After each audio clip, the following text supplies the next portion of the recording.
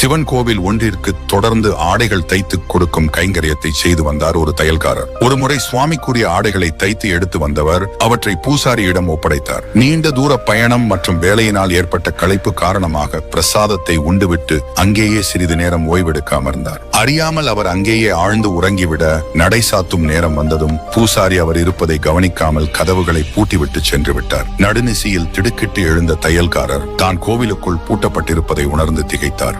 விடிந்ததும் பார்த்துக் கொள்ளலாம் என தேற்றிக் கொண்ட போது எங்கோ ஒரு மெல்லிய முணுமுணுப்பு சத்தம் கேட்டது. தைரியத்தை வரவழைத்துக் கொண்டு சத்தம் வந்த திசையை நோக்கி நடந்தார். பூட்டப்பட்டிருந்த கருவறைக்குள் இருந்து அந்த சத்தம் கேட்டது. ஆர்வமும் பயமும் தோற்றிக்கொள்ள கதவின் சாவித் துவாரத்தின் வழியாக உள்ளே பார்த்தார். அங்கே சிவபெருமானும் பார்வதி தேவியும் அமர்ந்து உரையாடிக் கொண்டிருந்த விந்தையை கண்டு அவர் உறைந்து போனார். அப்பொழுது சிவபெருமான் தேவியை பார்த்து ஒரு விடுகதையை கேட்டார். பிறக்கும் போது நீண்டிருக்கும், வளரும் போது குறையும், மடியும் போது ஒன்றுமில்லாமல் போகும், அது என்ன? பார்வதி தேவி எவ்வளவு யோசித்தும் விடை தெரியாமல் திகைத்தார். இதை கவனித்த தையல்காரர் தனக்குள் விடையை ஊகித்துக் கொண்டார். மறுநாள் காலை பூசாரி கதவை திறந்ததும் தையல்காரர் வெளியே வந்தார். மீண்டும் சுவாமிக்கு ஆடைகள் தைத்து எடுத்து வந்தவர் போல பாவனை செய்து தேவியின் சிலை அருகே சென்றார். தேவிக்கு விடை தெரியாமல் இருந்ததை கண்டு மெதுவாக அவள் காதருகே சென்று நேற்று சிவன் கேட்ட விடுகதைக்கான பதிலை ரகசியமாக கூறினார். தெய்வ ரகசியத்தை ஒட்டு கேட்டது மட்டுமன்றி அதை வெளிப்படுத்தவும் துணிந்த தையல்காரரின் செயல் சிவபெருமானை சினம் கொள்ளச் செய்தது. மானிடனே, தெய்வங்களின் அந்தரங்க உரையாடலை ஒட்டு கேட்டதோடு அதை தம்பட்டம் அடித்த நீ